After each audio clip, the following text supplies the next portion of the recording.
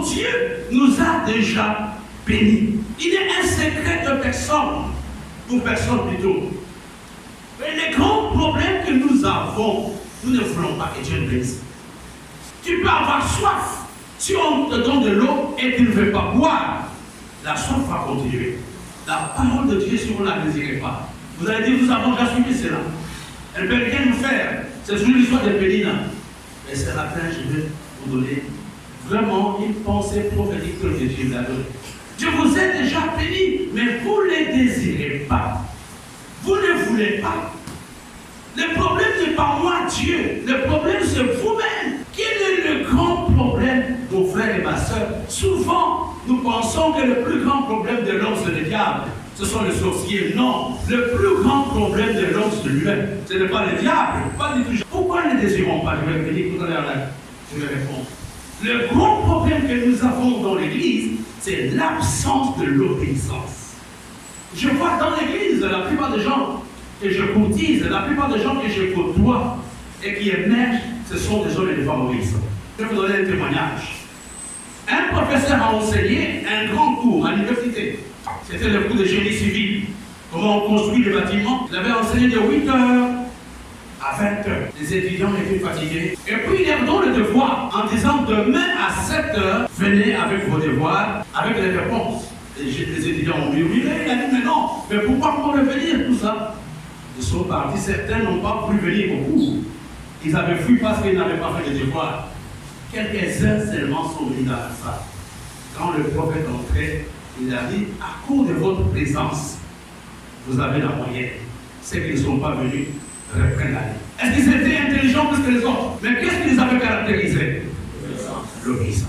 Frère, l'obéissance est quelque chose qui fait fonctionner notre foi ou nos relations de tous les jours. La Bible nous dit dans le livre de 1 Samuel chapitre 15, verset 22, Samuel, etc. L'obéissance vaut mieux que le sacrifice.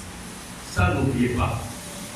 L'obéissance vaut mieux que le sacrifice. Quand on parle de sacrifice, on fait allusion aux œuvres, aux choses que nous réalisons. Tu veux donc que ton mari soit obéissant. Tu veux avoir la faveur de Dieu, sois obéissant. Tu veux que tes parents t'aident, sois obéissant. Il n'y a rien qu'on gagne en étant rebelle. Il n'y a rien qu'on gagne en étant désobéissant, mon père. Quand Dieu dit c'est X, dis c'est X. Même si je le comprends. Tu n'es pas plus intelligent que Dieu. Tu ne peux pas mieux comprendre les choses de l'Église plus que moi, à qui j'ai donné cette vision. Parce qu'il m'avait parlé, il n'était pas là. La première chose que je veux dire que nous comprenions, frères et sœurs, que quand Dieu veut bénir un homme, il lui donne un ensemble d'instructions. Il dit à l'homme, voilà comment il va faire, voilà comment il va être, voilà comment il va parler. Le miracle commence par un ensemble d'instructions que Dieu donne à l'homme. Que j'ai compris ces instructions ou pas, ce n'est pas mon problème. Et maintenant, si je n'obéis pas aux instructions que Dieu me donne, qu'est-ce qui se passe? Je me noie. Je ne peux pas corriger une instruction de Dieu. Tout ce que Dieu attend que je puisse l'exécuter. Dieu connaît tes faiblesses, Dieu connaît ce que tu es, Dieu connaît ta poche, Dieu connaît exactement comment tu fonctionnes, Dieu connaît le terrain dans lequel tu te trouves.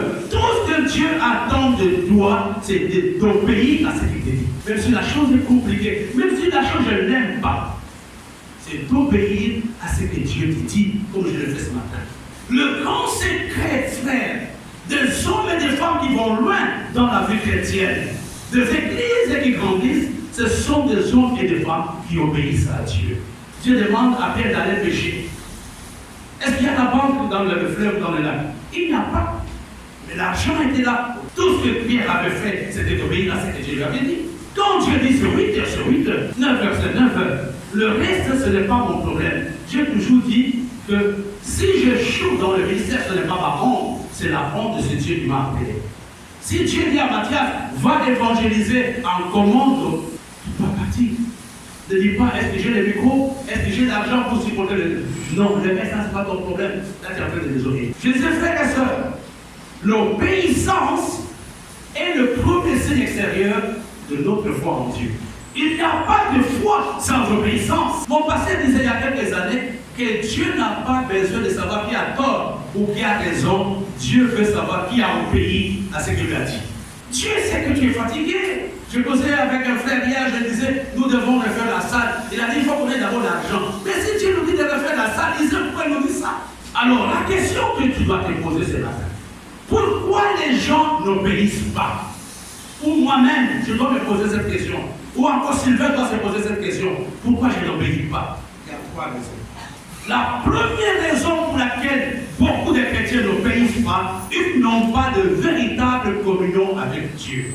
Quand tu es conduit par la chair, l'obéissance sera difficile. Les hommes spirituels obéissent facilement que les hommes charnels. La Bible le dit, la loi est dure pour le charnel. Quand je n'ai pas cette relation avec Dieu, toutes les lois de Dieu sont difficiles. Quand je n'ai pas cette relation avec Dieu, tout ce que l'Église demande est compliqué. Tout ce que l'Église demande sera sujet de critiques et de discussions. Les gens n'obéissent pas. C'est parce qu'ils n'ont pas cette relation personnelle avec Dieu. Ce n'est pas le fait d'être dans l'Église qui va nous sauver. C'est le fait d'avoir une relation personnelle avec Jéhovah. La deuxième chose, pourquoi les gens n'obéissent pas? Beaucoup de gens n'obéissent pas parce qu'ils n'ont pas la révélation exacte de qui est Dieu. Ils n'ont pas la révélation de sa nature. Ils ne savent pas ce qu'il est. Quelqu'un peut me dire dans le Nombre chapitre 23, verset 19. Frère, si c'est Dieu qui l'a dit, les histoires par lesquelles je passe ne peuvent pas m'affecter parce que Dieu qui me l'a dit. Parce que Dieu qui m'a dit va à Douala. Il n'est pas invité l'homme pour mentir. Si Dieu me dit donne 100 000, je donne 100 000. Il sait que je suis un père de famille. Il sait que j'ai besoin de l'argent. Tu ne peux pas même t'occuper de tes enfants plus que Dieu. Tu ne peux pas gérer l'église plus que Dieu. Il connaît. Quand je n'ai pas cette relation, cette révélation de qui est Dieu, je ne vais pas oublier. Pour donner un témoignage, il y avait un monsieur qui a travaillé dans une entreprise beaucoup d'années. Et à la fin, le chef de l'entreprise lui dit, écoutez monsieur le contre-maçon, comment on l'appelle, contre-maître, qui va construire le plus beau bâtiment qui va laisser ça ensoleiller à la société. Et on a demandé de faire les défis. Il a fait les défis, c'est Mathias qui connaît les défis, c'est autant d'argent. Il a donné au patron. Le patron dit pas de soucis. Il a dit cherche le matériau quand il va partir, que les gens se souviennent de toi. Alors il a fait le plan, il a conçu, le charpentier était là, le menuisier était là, tout le monde était là. Mathias était là chaque matin pour surveiller les travaux. Après 6 mois, la maison était prête. Il est venu voir le patron. Il a dit patron, j'ai fini. Il a dit ok. Et le patron, vous savez, quand le monsieur construisait, il achetait le matériau le moins cher. Par exemple, il y a des tôles de 12 000, lui achetait des tôles de 3 000. Et les 9 000, il gardait. Les clous qui peuvent se rouiller, c'est ce qu'il achetait.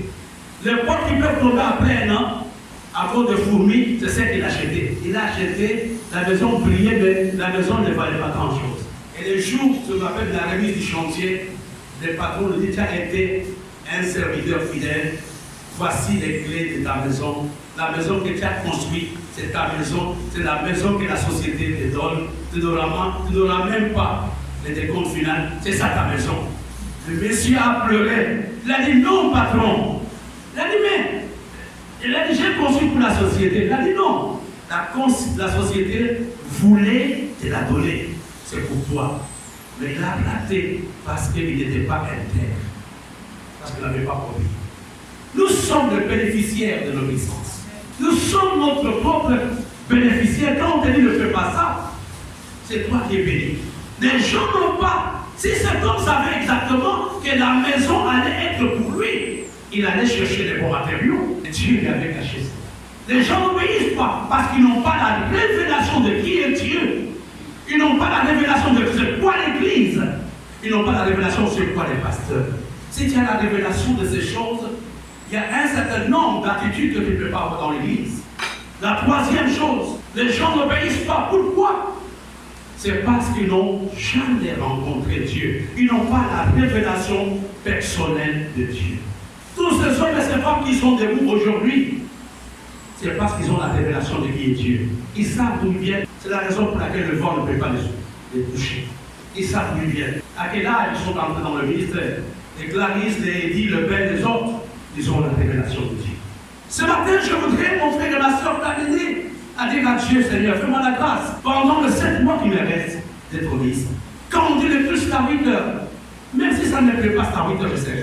Quand on dit l'église à 9 heures, même si ça ne m'arrange pas, je serai là. Je suis parti à Yaoundé il y a quelques jours. Mais il fallait prendre comment on appelle, le bus de 4 heures du matin. Et on nous a demandé d'être à l'aéroport, plutôt à la station, à 3h30. Je dis à quelqu'un que je vais me lever à 3h. La personne m'a regardé, elle m'a dit, est-ce que vous serez pasteur? Moi, je dis, à 3h, je serai libre. À 3h, je me suis levé. À 3h20, j'étais à la station du bus. À 4h, à 3h55, ils sont partis à Yaoundé. Parce que je le voulais. Il n'y a rien qui est difficile, frère, si vous le désirez. Quand Dieu dit, frères et sœurs, la Bible nous dit clairement, l'Église ne peut pas grandir parce qu'on a beaucoup prié. C'est parce qu'il y a une action qu'elle a fait. Combien d'entre nous partagent la parole de Dieu autour d'eux? Depuis le mois de janvier, nous avons suivi les séminaires One Hope, qui nous a montré la priorité dans le cœur de Dieu, c'est gagner les âmes. La priorité dans le cœur de Dieu, c'est de ne pas te donner la guérison, c'est d'abord de partager la parole de Dieu autour de toi. Combien désirent s'enrichir dans des choses inutiles et finalité, comme on dit en latin, ils ne réussissent pas. Dieu est capable de te bénir même sans effort, si tu es dans sa volonté. Je voudrais ici, rapidement, vous donner les conséquences de la désobéissance. Les conséquences de la désobéissance. Et s'il y a une conséquence est citée, la première conséquence de la désobéissance, c'est la stagnation et la rétrogradation. C'est dans le livre de Jérémie, chapitre 7, verset 23, verset 24. La stagnation. Il y a des gens qui n'ont pas changé de vie spirituelle, de vie matérielle, à cause de la désobéissance dans leur cœur. C'est la stagnation. Tu es à la même place depuis que tu es venu à l'église. Aux yeux de Dieu, tu devrais déjà être un grand-père. Tu devrais déjà avoir des fils dans la foi. Et ce fils devrait déjà aussi produire d'autres fils. Mais à cause de la désobéissance, tu es toujours comme un célibataire dans le Seigneur. Quelqu'un qui n'a jamais enfanté. Et tu te poses la question, pourquoi ma vie ne change pas? Pourquoi mon ministère ne prend pas d'envol? Pourquoi dans ma maison on a le même problème? Il ne faut pas souvent doiter les autres, il faut se doiter soi-même. C'est la stagnation, avoir le même niveau spirituel depuis des années. Comment tu peux être un grand-père dans la foi si tu ne peux même pas sortir, partager une invitation, inviter quelqu'un à venir au culte? Même tes propres enfants, tu les enfermes dans la maison, tu viens pas prier et tu dis que tu es évangéliste, tu dis que tu es apôtre. Je ne croirais pas. Elle nous dit, crois, tu seras sauvé toi et ta famille. La stagnation est une conséquence de la désobéissance. Tu as des amis avec qui tu partages tout, mais tu es incapable de les inviter au culte. Et puis tu dis même que ce sont des amis intimes. Ce sont eux qui vont m'enterrer un jour. Ils vont t'enterrer par la frère, bien sûr. Il y a des gens qui sont incapables de partager la parole de Dieu autour d'eux. Tu es capable de penser 10 000 francs d'appel pour le jeu de l'auto, pour ceci et cela, mais tu es capable d'envoyer un seul verset biblique à ton voisin. Et tu te donnes, il n'y a pas de gens à l'église. Il y a des choses qui doivent te révolter. Il y a des choses qui doivent te dire, je ne veux plus ça, je ne veux pas être comme ça, je vais enfanter, je vais produire, je vais être une autre personne. La première chose, mon frère et ma soeur, la désobéissance, c'est la stagnation et la rétrogradation. Quand tu désobéis, j'aimerais t'assurer que tu ne vas pas évoluer, tu vas réguler. Même la petite onction que tu avais au mois de janvier, à cause de la désobéissance, aujourd'hui ça existe. Le petit feu que tu faisais semblant d'avoir s'est éteint à cause de la désobéissance. On n'est pas chrétien pour quelqu'un, on est chrétien pour soi-même. Je ne suis pas chrétien pour faire plaisir à ma femme ou à mon mari. Je suis chrétien pour mon éternité. C'est pour moi. Ce n'est pas pour le pasteur. Si l'église t'énerve, sache que tu n'as aucune communion avec Dieu. La volonté de Dieu, la pensée de Dieu que nous allons développer en cours. Dieu ne veut pas que ce soit les mêmes qui prêchent. Et des fois, nous sommes obligés d'utiliser les mêmes personnes. Pourquoi? Parce que les autres rétrogradent. Et la deuxième conséquence de la désobéissance, c'est le rejet. Chapitre 15, verset 26. Et l'Éternel te rejette. Frère, dis-moi, il n'en sera pas ici pour moi. Les gars, l'Éternel te rejette, quel pasteur peut prier pour toi? Quelle entreprise peut t'engager? Quelle femme peut t'aimer? Quel parent peut te faire du bien si l'Éternel lui-même t'a déjà rejeté? La désobéissance active le rejet de Dieu. C'est la raison pour laquelle quand David va pécher dans sa prière, il dit à Dieu, ne me répite pas ton Saint-Esprit, ne me rejette pas. Ne me rejette pas, Seigneur. Pendant cette saison, ne me rejette pas. Quand nous sommes une église que Dieu rejette, quel résultat voulez-vous avoir? Quand nous sommes une maison que Dieu rejette, et tu as l'impression que les choses se compliquent de plus en plus pour toi dans ta vie, ce ne sont pas les choses de Dieu qui te résistent, jusqu'à ce que tu deviennes la vie. À gauche, les choses ne marchent pas, à droite, le problème, ce ne sont pas les démons, c'est Dieu qui te résiste. La troisième conséquence la plus courante de la désobéissance, ce sont des prières non exaucées. Priez pas seulement, je prie beaucoup, mais Dieu ne m'exauce pas. Est-ce qu'il n'y a pas de désobéissance quelque part? Est-ce que tu peux être dit? Est-ce que tu as pardonné? Est-ce que tu as été généreux? Ah non, on prie beaucoup tous les mercredis. Frère, si dans ton cœur il y a la désobéissance, mieux ne vaut ne pas prier. Ta prière même est souillée. Dieu bénit les gens qui obéissent. Et je vous donnerai 5 grandes récompenses de l'obéissance. La première récompense, on devient l'ami de Dieu dans les 2 Jean 15. Donc Dieu commence à nous dire certaines choses qu'il cache aux autres. Quand nous sommes des amis, je trouve mon cœur. Quand on n'est pas des amis, je te dis rien. La première chose que Dieu fait, il devient ton ami. Il t'accepte dans son intimité. La deuxième récompense de l'obéissance, c'est l'élévation sur tous les plans. Philippiens chapitre 2, verset 8 à 9. L'élévation de Jésus est une conséquence de son obéissance. Tu veux que Dieu t'élève, il faut être obéissant.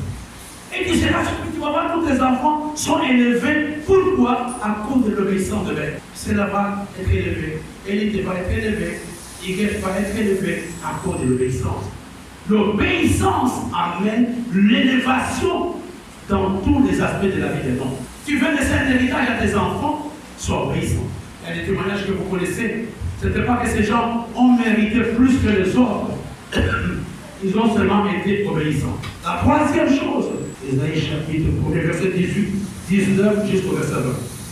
L'obéissance amène l'abondance. L'abondance matérielle, l'abondance financière. Et si vous êtes aussi, vous mangerez la meilleure production du pays.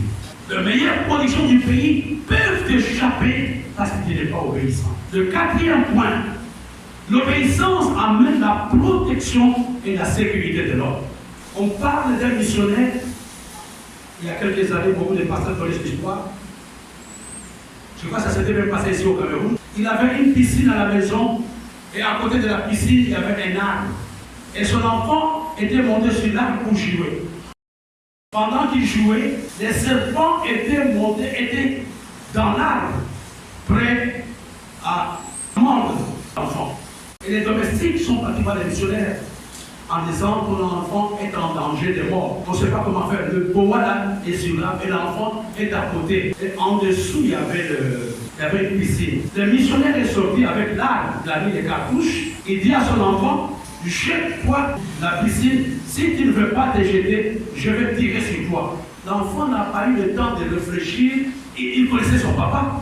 C'était le seul enfant qu'il avait. Il a dit, pourquoi papa veut le tuer? Et son papa était sérieux avec l'arbre. La décide, tu ne te jettes pas dans la piscine, je tire sur toi. L'enfant s'est jeté dans la piscine et le missionnaire a tué le serpent était mort. Et si l'enfant avait dit, mais pourquoi je dois me jeter dans la piscine, le serpent allait tuer l'enfant. Il y a des choses que Dieu nous demande, il y a des choses que l'Église nous demande de faire, c'est pour notre bien, même si je ne les comprends pas. Il y a programme, il y a prière matinale, il y a jeûne. Même si je ne comprends pas, je ne suis pas plus intelligent que celui à qui tu as parlé. L'obéissance amène la protection et la sécurité. Et le dernier point, l'obéissance amène la distinction et l'excellence. C'est dans le livre de Deutéronome chapitre 28, versets 1 à 13. Mes frères, ce sont de petites choses sur lesquelles j'ai voulu attirer notre attention ce matin. C'est chacun qui doit se mettre devant Dieu. Suis-je obéissant? L'obéissance, mes bien-aimés, n'est pas le fruit de l'esprit. L'obéissance est une pratique de tous les jours. J'apprends à être obéissant. Je m'exerce à être obéissant. J'aimerais ce matin que là où tu es, que tu t'arrêtes et te dises, suis-je obéissant? Quand Dieu me parle, est-ce que j'obéis? Quand l'Église a un programme, est-ce que j'obéis ou je suis plus intelligent? Frère, si tu n'as des comptes à rendre, ça je parle à chacun de nous. Si dans l'Église ici les rochers, tu n'as des comptes à rendre à personne, laisse-moi te dire que tu es un mauvais chrétien. Je n'avais pas peur quand moi je suis dans l'Église. Je ne respectais pas mon pasteur, on avait le même âge. J'étais plus instruit que mon pasteur. Je venais d'une bonne famille plus que mon pasteur. Mais ça ne me disait rien. J'ai appris à honorer l'homme de Dieu à cause du Saint-Esprit. C'est lui qui m'a touché. Et ma façon de le regarder avait changé.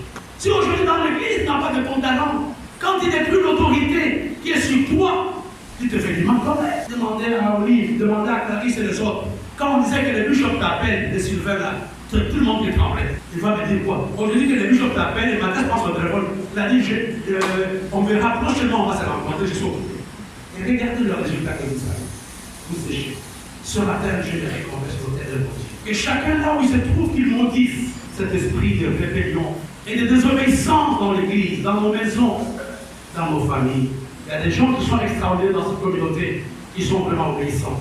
J'aimerais que chacun prie ce matin. Tu m'as déjà béni, papa, mais dans mon cœur, il y a la désobéissance. Dans mon cœur, je ne soumets à rien. Je mets ma vie chrétienne comme bon me semble. Je peux m'absenter comme je veux. Je peux venir en état comme je veux. Je peux parler comme je veux. Je ne dépends pas dans personne. Non, nous ne sommes pas une chérie. Nous sommes l'épouse du Seigneur. Qui aimerait que sa femme soit maltraitée? Qui aimerait que sa femme ne soit pas respectée? Mais c'est ce que nous faisons avec l'Église. Nous n'avons aucune considération. Les hommes établis sur cette Église. De programmes établis sur cette Église. On vient quand on veut. On peut s'absenter. Je vis l'Église à Lubumbashi. 3 absences non justifiées. Tu perds la qualité de membre de l'Église. C'est de plus membre. Ce matin, j'aimerais que chacun, moi le premier, que tu dises à Dieu, dans ces cultes prophétiques, libère l'esprit d'obéissance. Il y a des choses que Dieu nous demande de faire. Il y a des choses que Dieu nous demande de dire, de donner. Mais nous ne les faisons pas. La conséquence, c'est la stagnation, c'est la sécheresse, c'est la rétrogradation. Es-tu content de ta vie spirituelle actuelle? Tu es fier de ce que tu es?